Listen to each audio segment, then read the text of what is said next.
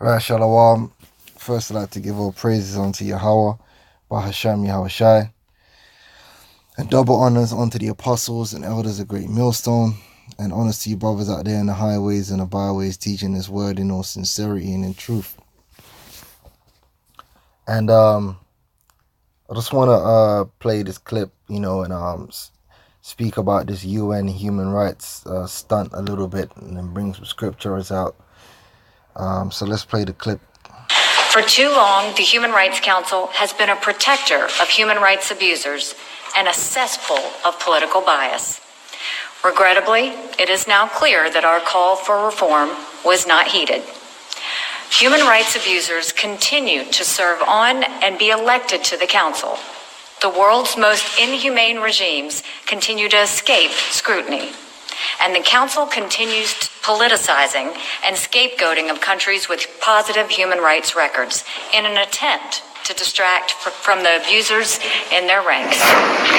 She's really referring to the state of Israel because a lot of these countries on the Council have been getting at Israel for their breach of the human rights, which obviously America defends the state of Israel, which is the reason why they've pulled out of this council.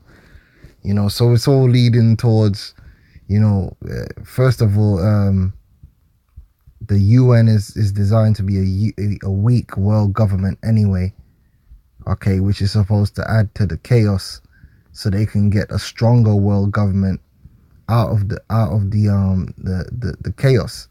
So this is all part of the plan, not only for the elites but ultimately for the Most High, because he wants that World War III anyway. So the UN is weak, so it can't even enforce these things anyway. All right, but yeah, they're withdrawing from the UN human rights situation because of the state of Israel. All right. Therefore, as we said we would do a year ago, if we did not see any progress, the United States is officially withdrawing from the UN Human Rights Council. In doing so, I want to make it crystal clear that this step is not a retreat from human rights commitments. On the contrary, we take this step because our commitment does not allow us to remain a part of a hypocritical and self-serving organization that makes a mockery of human rights. Yeah, and I'm gonna just let this comment fly out there, man, by News Flows. He said, hypocritical and self-serving organization that makes a mockery of human rights. That really sounds like America to me. Yeah, boy, this the hypocrisy is at an all-time high, boy. It's turning into absolute madness now. But yeah, like I said, this is all leading towards World War III. This is all the chaos and the little events that are leading towards that final war. Which we know that it's going to be started by the Israelis, and America and NATO are going to be drawn into it, and the whole world is going to enter into great tribulation. All right. But what I want to speak about in regards to the scriptures is this human rights thing. First of all, what we're concerned with is Israel's rights. Nobody's concerned with Israel rights. They're concerned with this human rights in hypocrisy. But what we're really concerned about is Israel's rights. All right. See, you so-called Negroes, Hispanics, and Native American Indians, you have a birthright. You don't know you have a birthright. Oops, I'm in the wrong. Yeah, I am actually 27. Yeah, you don't know you have a birthright. In fact, you will get Israelites out there who actually campaign for human rights. The first thing you need to be campaigning for, well, really not campaigning. You need to be praying to the Heavenly Father, because that's the only one you should be in supplication to. Is for the establishment of your rights, Israel rights, which is a special right above all people, and we're gonna get it in the scriptures. All right, you got to think the Rastas used to say equal rights and justice for all. Now that's not what we preaching over here. We preaching Israel's rights. That's the right we're dealing with. We're not dealing with no other rights but Israel's rights. That's our priority. The establishment of our rights. All right. Now, let's read the blessing that Jacob received. The birthright that Jacob received. All right. We as Israelites, if you are of the seed of Israel, you have a birthright. So let's read here. Now, when you go back into Genesis, the 25th chapter, Esau originally had the birthright, to be the chosen seed of Abraham, to receive the blessing which was of Isaac, which was of Abraham. But he sold that birthright fair and square to his brother Jacob for some food. All right. He sold the birthright to be that special people, which it was always set up to be anyway, because Jacob was always that special man. It was just always set up that Esau would show his profanity and his lack of faith and his lack of mental fortitude and his weaker self by selling his birthright for food, an everlasting and eternal birthright for food. All right. And that was it. It was a done deal. So when it was time for Isaac to pass on the birthright, of course, Esau, being the gremlin that he was, didn't tell his father Isaac in righteousness that he had sold his birthright and rightfully the birthright now belonged to Jacob. He tried to take it anyway. And that's the devil for you. He sold his birthright, but then he still wanted to take his birthright. This the devil. He's got no integrity. A real man of integrity would have said, look, father, I sold my birthright. Really, the birthright now belongs to Jacob. Like a real man, but, Esau has no integrity. So, let's read the account of what happened. Genesis 27:1, and it came to pass that when Isaac was old and his eyes were dim so that he could not see, he called Esau his eldest son and said unto him, my son. And he said unto him, behold, here I am. All right. And he said, behold, now I am old. I know not the day of my death. Now therefore take, I pray thee, thy weapons, thy quiver, and thy bow, and go out to the field and take me some venison. All right, because Esau was a cunning hunter. And make me savory meat, such as I love, and bring it to me, that I may eat, that my soul may bless thee before I die.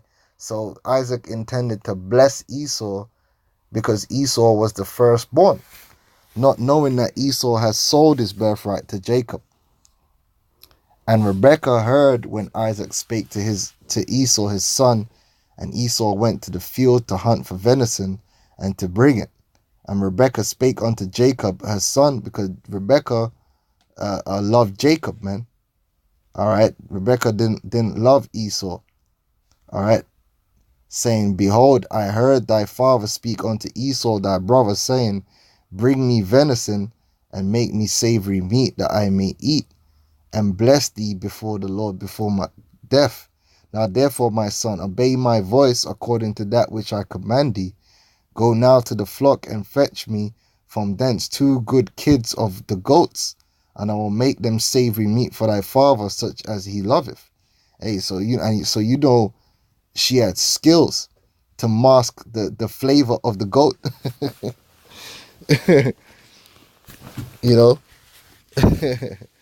And thou shalt bring it to thy father, that he may eat, and that he may bless thee before his death. And Jacob said to Rebekah his mother, behold, Esau my brother is a hairy man, and I am a smooth man. And that's the same unto this very day. Israelites, we tend to have less body hair than the so-called white man. The so-called white man and the so-called white woman are some hairy people, man. That's why waxing, they wax, man. And then you got our people now who want to follow everything Esau does, and they want to wax.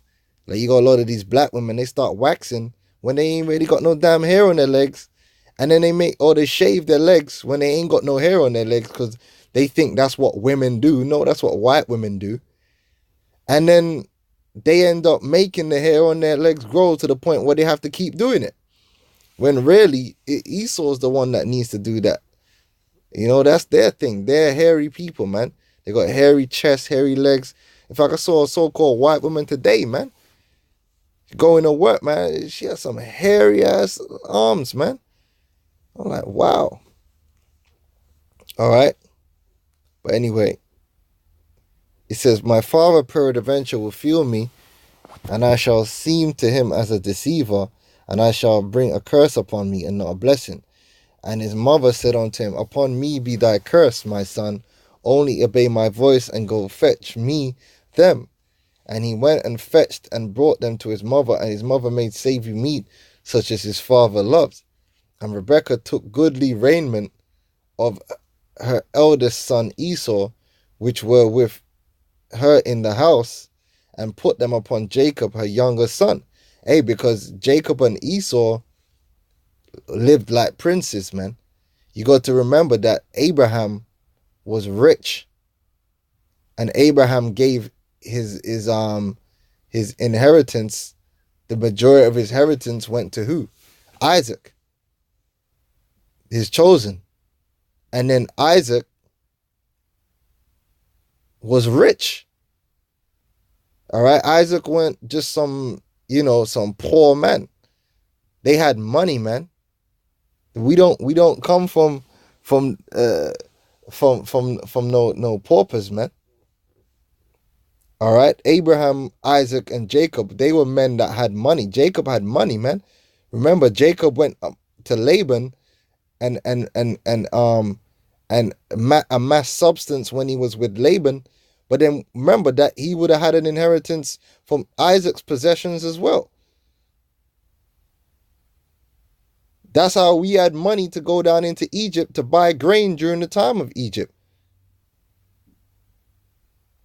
All right. We were nomadic at that time, but we had money, and don't think that we were living in some shitty ass tents either.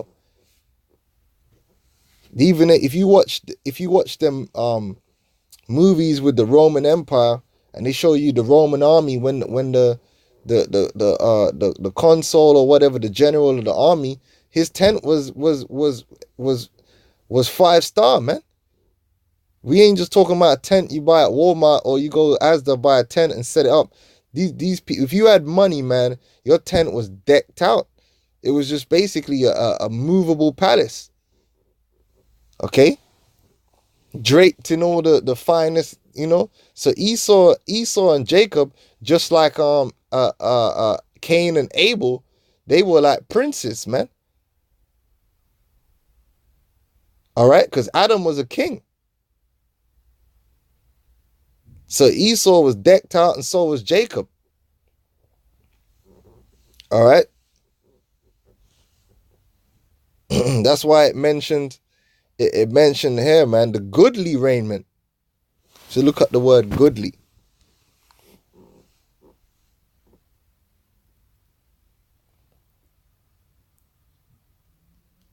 And Esau would have had his portion. Hey, but guess what, man? Because Esau was our brother. Esau is our brother. As a nation, they are brother. So surely they would have had a goodly portion in the earth. But guess what? Through their greed and their evil, they're going to have no portion at all. Goodly meaning desirable. That which is desirable. Pleasant. Yeah, man, he had a goodly garment. We was rolling back then. All right.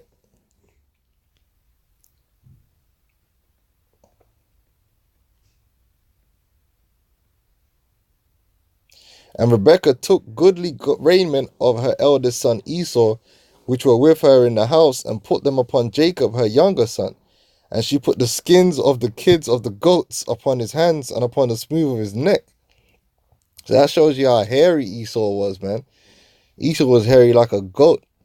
And she gave the savory meat and the bread which she had prepared into the hand of her son Jacob. And he came unto his father and said, My father. And he said, Here am I. Who art thou, my son? And Jacob said unto his father, I am Esau thy firstborn. I have done according to as thou badest me. Arise, I pray thee, sit and eat of my venison, that thy soul may bless me. And Isaac said unto his son, How is it that thou hast found it so quickly, my son? And he said, Because the Lord thy God brought it to me. Hey, Jacob, man. Jacob, quick. And Isaac said unto Jacob, Come near, I pray thee, that I may feel thee, my son, whether thou be my very son Esau or not. And Jacob went near unto Isaac his father, and he felt and said, The voice is Jacob's voice. You know, with bass in the voice, flavor. Esau got that no bass in his voice. But the hands are the hands of Esau. And he discerned him not, because his hands were hairy as his brother Esau's hands, so he blessed him. And he said, Art thou my very son Esau? And he said, I am. And he said, Bring it near to me, and I will eat of my son's venison, that my soul may bless thee. And he brought it near to him, and he did eat, and he brought him wine, and he drank. All right. And his father Isaac said unto him, Come near now and kiss me, my son. And he came near and kissed him, and he smelled the smell of his raiment, and blessed him, and said, See, the smell of my son is as the smell of a field, which the Lord hath blessed. Therefore, God give thee of the dew of heaven, and the fatness of the earth, and plenty of corn and wine. So, as Israelites, man, we've received this inheritance, this birthright, this right. All right, to receive of the dew of the heaven and the fatness of the earth and plenty of corn and wine, meaning land. We're going to get plenty of land, and our crops are going to be blessed. And we get the fatness of the earth, the good things of the earth. Let people serve thee. So one of the rights of Israel is to have people serve us, to be the head. And nations bow down to thee. These other nations, we have the right of rulership and kingship over them. By right, all nations should bow before us. Be Lord over thy brethren, meaning the other Hebrews, and thy mother's sons bow down to thee, right? Meaning Esau, the so-called white man. Even our brother Esau would be in subjection to us. Cursed be everyone that curseth thee, and blessed be he that blesseth thee. So if you do good to us, good things shall come to you. If you do bad unto us, bad things are going to come to you. All right? And that's the blessing of Jacob. That's our right. That's our Israel's rights.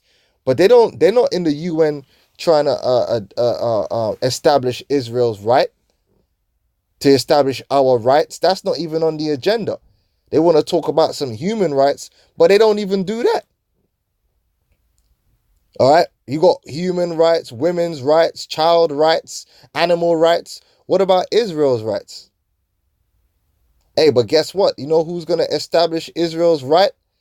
Yahweh Shai. Because he's the beginning of that right. The root and the offspring of David. He's of the seed of Abraham. And when he comes in the last day, he's going to establish Israel's right. He's going to establish Israel's rights over the earth, beginning with himself. All right? So to hell with some human rights any damn way. So with that, shalom.